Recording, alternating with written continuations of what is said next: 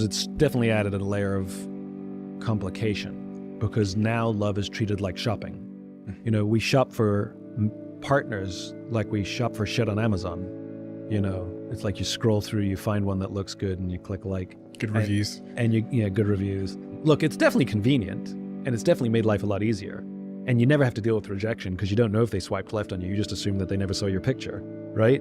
Like it doesn't actually say rejected, you know?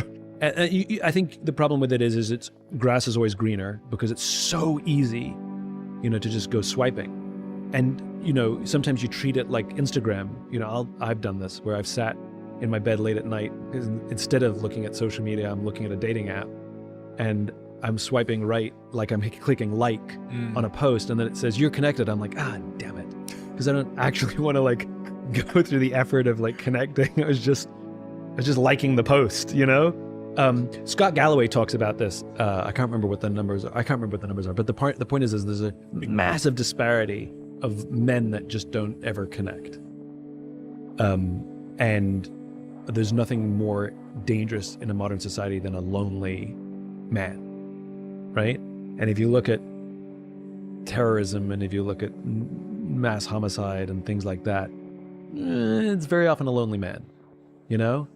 And you add in sex and incels and, you know, the Middle East, for example, you know, it's 25% during the height of terrorism, you know, a bunch of years ago, it was 25% unemployment in the region in a shame-based society where you have young men living at home and who aren't employed and they've never had sex because there's no sex before marriage.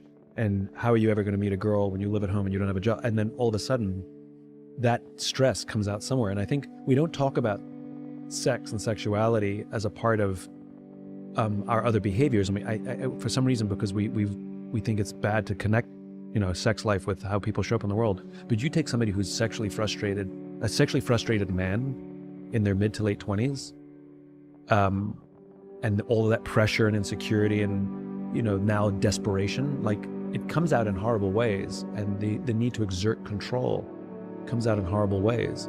Different conversation. Scott Galloway, I said, you know, has some fantastic numbers on this. So I think, you know, the dating apps aren't necessarily fair. That's one thing, you know?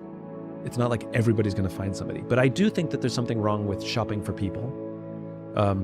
And the thing that I lament about dating apps that's really, and maybe this is just me, because I hate first dates. The worst. But the reason, why do you hate them? Pre-dating apps, or let's not pre-dating apps, it's just when there's no dating app being used. The way that we traditionally would meet somebody is you meet them at a party, at a dinner party, you meet them at the pub, you bump into them at a museum, you make small talk, or you eye them from across the room and there's some attraction, and then one of you musters up the courage to go up and start flirting and have a conversation. And at some point you say, can I get your number? I'd love to continue this. And they'll say yes or no. And the flirting and the initial attraction has already happened. And so the first date is actually the first date after the initial attraction and flirting. Now with dating apps, the flirting, the initial attraction, the attempt to court someone is all happening simultaneously on the first date. There's a lot of pressure for a first meeting where, you know, when you meet somebody in IRL, it's like, you know, it's happened. The initial attraction has already happened. There's no expectation. They're not going to look like their picture. They're going to look like exactly what they're going to look like when you met them. And it's dinner, so there could be 3 hours allocated. It could be expensive meal. Whatever it is. I think there's nothing quote unquote wrong with online dating. I just think we like everything. Like there's nothing wrong with online shopping. But there's the reason that bricks and mortar stores still exist and that Amazon is opening stores. It's because people like to go shopping.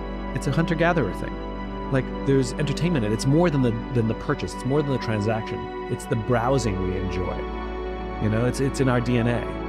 You know, and I think that there's nothing wrong with online, but I think that making an effort to do, you know, in real life things should be included, should be balanced. You know, it's like everything in the world, I'm a great believer in balance. I don't usually rail for or against something. I'm usually about talking about balances and imbalances. Even social media, like so much has been said about, what I've said about social media and millennials, et cetera. I'm not against it. I'm talking about balance, and it's out of balance. Even corporate culture, I'm not against many of the modern things. I'm against the imbalance. Capitalism is unbalanced in its current form. So when we usually feel discomfort or anger or frustration, it's usually due to the imbalances. Isn't that where this conversation started? Feelings of loneliness, something's out of balance, and this is why I call it fitness rather than health, because fitness is the attempt to maintain equilibrium, to find balance. Sometimes it tips one way and sometimes it tips the other way. And you're constantly working to maintain balance. That's what all of this stuff is. This is the power of helping others realize their own strengths. This is what management and leadership is supposed to be doing. They're supposed to be caring for us and helping us realize our own value. And by the way, if you have anybody who reports to you or works for you, your responsibility is not to make them meet the deadline. Your responsibility is not to make sure that they do as you say. Your responsibility is to make sure that they understand their own strengths, their own value, and that they are way, way more talented than they think they are. And the only way they will learn that is if you put them in situations in which they can fail. And you hold them and you support them and you give them talent and you give them skills and you give them education and you watch their backs, and if they fall over, you encourage them to get back up, and if they fall over, you encourage them to get back up, and if they fall over, you encourage them to get back up until they figure it out themselves. Called confidence. It's your responsibility to help others find it, and it's others' responsibility to help you find yours. And the amazing thing is, as soon as you start feeling confident in your own ability, you naturally help each other. That's what happens. It's called trust. In the military, they give medals to people who are willing to sacrifice themselves so that others may gain. In business, we are willing to give bonuses to people who will sacrifice others so that we may gain. We have it backwards. And then we complain about how we don't love our jobs, and we complain about how the work is suffering, and we complain about how budgets are being cut, and we complain. And the first thing we do is blame each other and become more selfish and worry about my pay and my benefits and my this. And this is what happens. When we are unfulfilled, we look at the metrics and we say they're not good enough. When we are fulfilled, we don't care about the metrics. This is why when you have a job you love and you get a call that says, I'll offer you tons more money and great benefits, you're like, I'm not interested. I'm not interested. I'm very happy here, but we'll give you more. That's not the reason I'm here. I'm here because I love it. I'm here because I care for the people I work with, and I'm here because the people I work with care for me. This is the world I imagine. This is the world I imagine. And here's the great thing. If you take little risks, I'm not talking about big things, little things. If you start doing little things for each other, the amazing anthropological response is other people will start doing little things for others too. I was walking down the street 2 days ago, and a guy's backpack was open and a whole bunch of paper fell out as he was walking down the street. And I happened to be behind him, and so my friend and I just we were in mid-conversation, and in mid-conversation, we never even stopped talking. We just bent down, helped him gather his papers, hand them back to him, pointed out that his book bag was his backpack was unzipped, and he said thanks, and we walked on. It was like no big deal, right?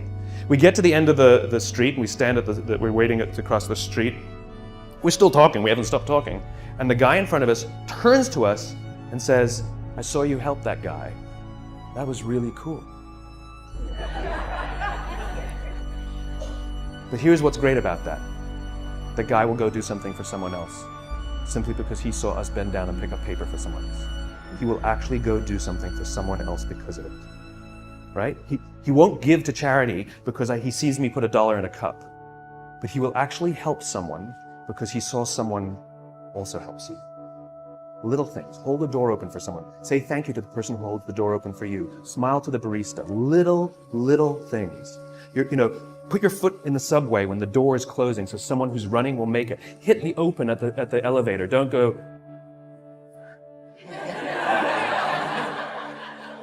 Or pretend you didn't see. That's the best one. Oh, I would have if I saw. Sorry, right? Do it. A little time and a little energy. And you'll find around work that people give a little time and a little energy back to you. And you'll give a little more time and a little more energy. You go for a coffee with someone. Then you go for a 2-hour coffee. Then you go for a coffee and a lunch. Then you go for a lunch and a dinner. Then you go for a dinner and a movie. And then you sleep over. And then you sleep over 2 nights. And then you go on holiday together. And eventually you get married, right? It's slow. It takes time. And we can't rush it. You know, if when we rush it, it's all fake. Do things for others and watch how much others do for you.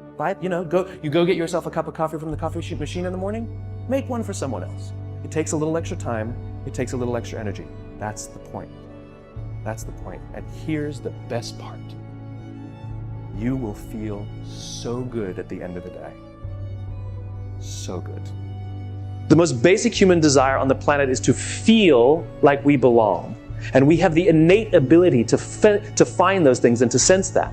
This is the reason why this could not be recreated over our computers. It's because as human beings, it's our biology that gives us this ability. It's this ability to read each other. You know, the blogosphere gets very upset at me when I talk about this and how, you cannot replace these human experiences and these human feelings over the internet. They get very mad at me.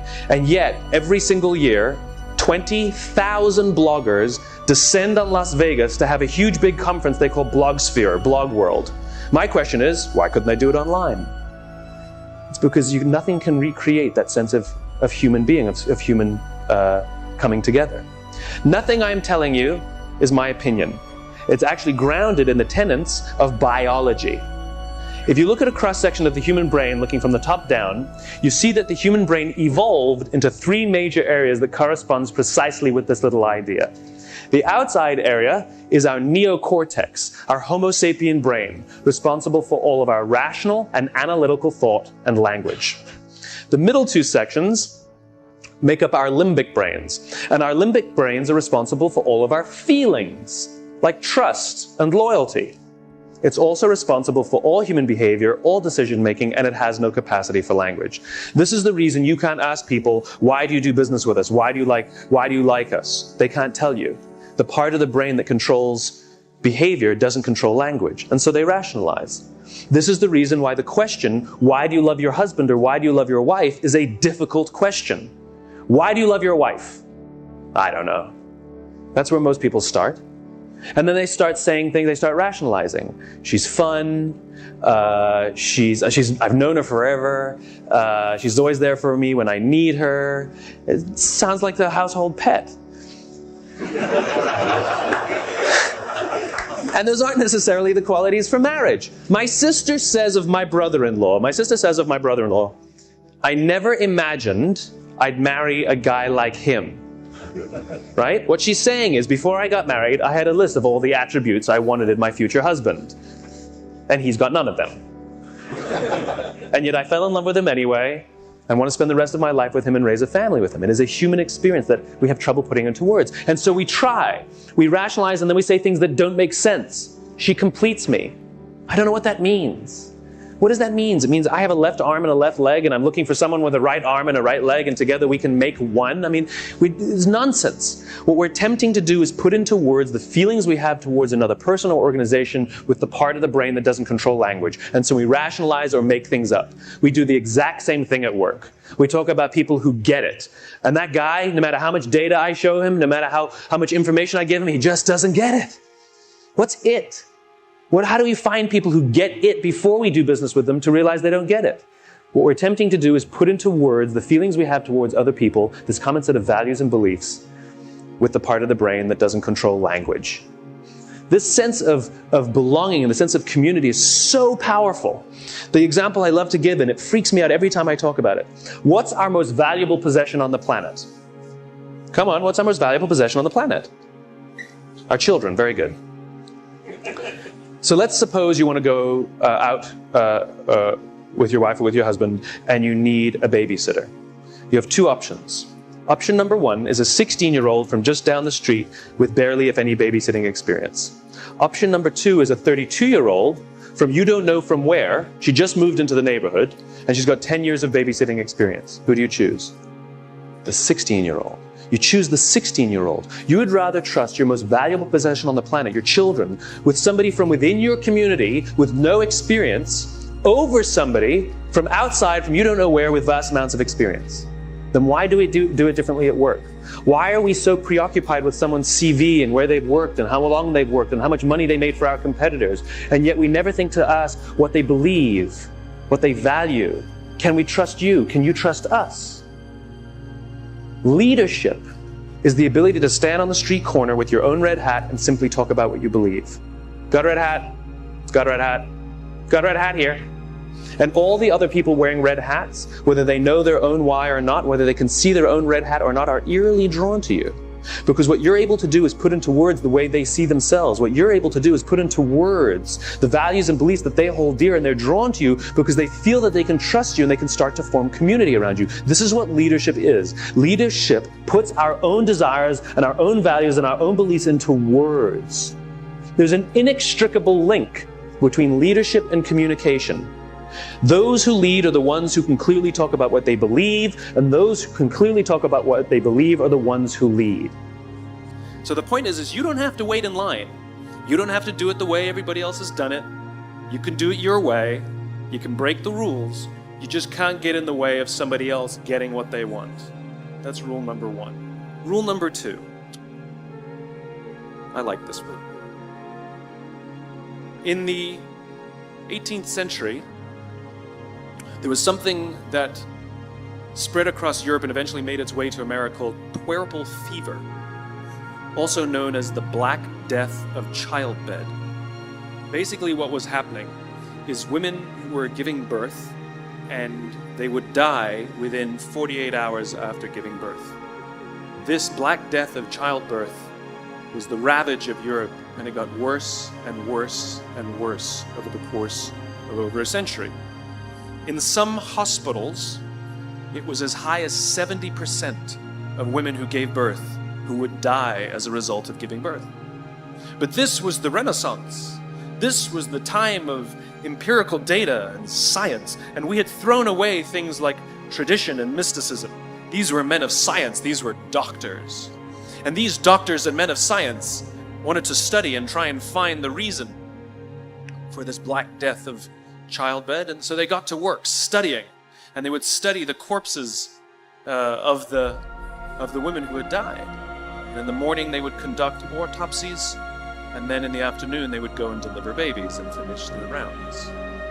And it wasn't until somewhere in the mid-1800s that Dr. Oliver Wendell Holmes, father of Supreme Court Justice Oliver Wendell Holmes, realized that all of these doctors who were conducting autopsies in the morning weren't washing their hands before they delivered babies in the afternoon. And he pointed it out and said, "Guys, you're the problem."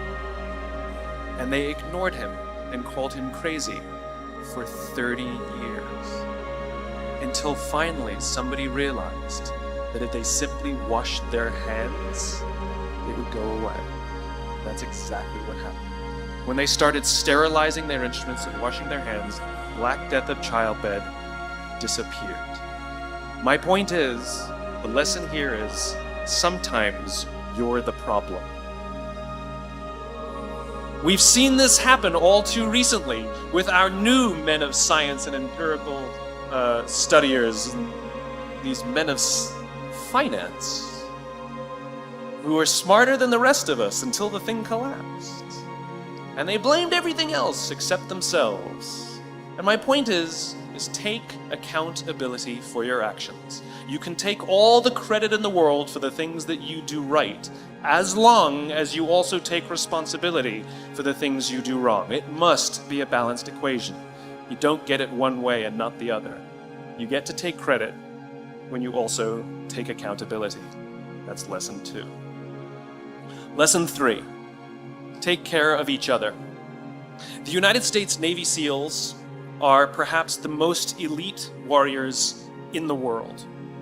And one of the SEALs was asked, who makes it through the selection process? Who is able to become a SEAL? And his answer was, I can't tell you the kind of person that becomes a SEAL. I can't tell you the kind of person that makes it through BUD/S. But I can tell you the kind of people who don't become SEALs. He says the guys that show up with huge, bulging muscles covered in tattoos who want to prove to the world how tough they are, none of them make it through. He said the preening leaders who like to delegate all their responsibility and never do anything themselves, none of them make it through. He said the star college athletes who've never really been tested to the core of their being, none of them make it through. He says some of the guys that make it through are skinny and scrawny. He said some of the guys that make it through, you will see them shivering out of fear. He says, however, all the guys that make it through, when they find themselves physically spent, emotionally spent, when they have nothing left to give physically or emotionally, somehow, some way, they are able to find the energy to dig down deep inside themselves, to find the energy to help the guy next to them. They become SEALs, he said. You want to be an elite warrior. It's not about how tough you are. It's not about how smart you are. It's not about how fast you are. If you want to be an elite warrior, you better get really, really good at helping the person to the left of you and helping the person to the right of you. Because that's how people advance in the world. The world is too dangerous and the world is too difficult for you to think that you can do these things alone. If you find your spark, I commend you. Now, who are you going to ask for help, and when are you going to accept help when it's offered? Learn that skill. Learn by practicing helping each other. It'll be the single most valuable thing you ever learn in your entire life. To accept help when it's offered and to ask for it when you know that you can't do it. The amazing thing is, when you learn to ask for help, you'll discover that there are people all around you who've always wanted to help you. They just didn't think you needed it because you kept pretending that you had everything under control. And the minute you say, I don't know what I'm doing, I'm stuck, I'm scared, I don't think I can do this, you will find that lots of people who love you will rush in and take care of you. But that'll only happen if you learn to take care of them first. Self-awareness. We all live with blind spots. We all live with missing gaps and pieces of information, which will, by the way, last for the rest of our lives. And there are some people who choose to live a life where living with those gaps is acceptable and they never fill them in, and we would say that they remain stagnant. And arguably, either mentally or physically unhealthy, or getting unhealthier as they get older, For anyone who wants to be a better version of themselves, a more aware version of themselves, I seek out information. And that comes in all kinds of forms, right? It can be in a relationship. So for example, I went and took a listening class. Actually, I should preface with, I was dating someone and she accused me of being a bad listener. And I was like, you do know what I do for a living, right? Like, I'm a really good listener, so I don't know what you're talking about, And then I took this listening class. Turns out I'm an absolutely brilliant listener with people who I'll never see again for the rest of my life. But amongst my friends and family, appalling. So I had this basic skill set that I never applied with the people closest to me, and gave myself an out because, quote unquote, I knew how to listen. And so I realized I was a terrible listener. This was a blind spot. This was a gap. And having somebody love me tell me that didn't work. Didn't believe them until, this objective outsider, or at least I just took this class and came to this realization. That was brilliant. That awareness of the blind spot and the awareness of the skills that I need to be a better brother, son, boyfriend, friend, I had to learn how to hold space for someone. And then practice. That's awareness. And I think our health is awareness. Unfortunately, some people wait for the breakup to learn that they're bad listeners. Some people wait for the heart attack to realize they're eating poorly. That's awareness. You get awareness by getting a punch in the face.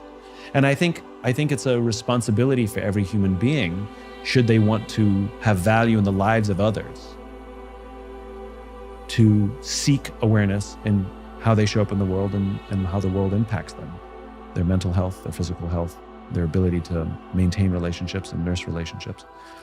And you hear me, you hear me say this over again. It's a sort of it's a repeating pattern, which is for those who want to show up better in the lives of others, which is I see being healthy as a service to others. I see being a better listener being a service. I see everything in terms of service to others. There are benefits to you as well, of course. But I think we've neglected for decades the socialness of our animal, and social media and cell phones and the ubiquity of those technologies have complicated our ability to be human. There are others who comment on this as well. Brené Brown talks about this, where we have a young generation that has mistaken vulnerability and broadcast, right? Where you sit in your room by yourself, put your phone on record, and make a video of yourself crying because of the loss of a relationship, and then posting that on Instagram or Snapchat or YouTube or TikTok or whatever your media of choice is, and the hashtag is just being vulnerable, right? And there's nothing vulnerable about that. You're by yourself, broadcasting to the world, live or videoed, it doesn't matter. Do that exact same thing with the person you hurt. That is way more difficult. Don't leave a voice memo saying, hey, I'm really sorry, just taking accountability. Call them or go visit them and look them in the eye and say that exact same sentence that you just left a voice memo for. That's vulnerability. That's really hard and requires practice, and we avoid it because it's difficult. We avoid it because it's uncomfortable. We choose broadcast not because it's better, it's because it's easier, and then mistake the two. And so the reason to learn to be vulnerable is not for ourselves, it's for our service to others. And I talk about this all the time, which we've confused these things. And once again, going back to what we were talking about before, we've weirdly taken these very pro-social activities and made them selfish. Like, go us. My biggest pet, I'll give you my biggest pet peeve, and I've talked about this one before, but it drives me nuts. I was in this meeting once, and there was a woman next to me who was this big-timey yoga instructor, apparently. And the entire meeting, it was a big group of us, she was on her phone under the desk, under the table. And I sort of sneaked over a look, and it's not like she was like, there was a family member in hospital and she wanted to just, stay in touch. She was on social media, I could see, right? And at one point, the conversation at the table turned to being present. And she popped up her head and said, that's why I love yoga, because it helps me be present. Of which I'm thinking, you're an idiot, And I started to realize we've confused things here, which is we don't get to decide when we're present. We get to practice being present. But you actually are not present until someone else says you are. You don't get to sit with a friend and be like, I feel present, if they don't feel it. That's like me saying I'm a great listener, except I'm not, right? I don't get to self-assign these accolades, especially when they're social. They can only be assigned by another. And so for anyone who's ever practiced meditation, there are absolutely benefits to us, without a doubt. And those are important mental and physical health benefits of meditation and mindfulness, and we should practice those for sure.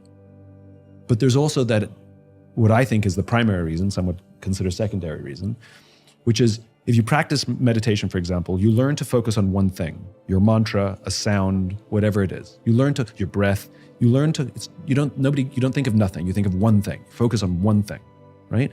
And if something interrupts that thing, you have a thought. Did I leave the washing machine on? You label it a thought and you push it out of your head and you say, I'll deal with it later. And that's the whole idea, is total focus and the ability to put your thoughts out of your head to stay focused on this one thing.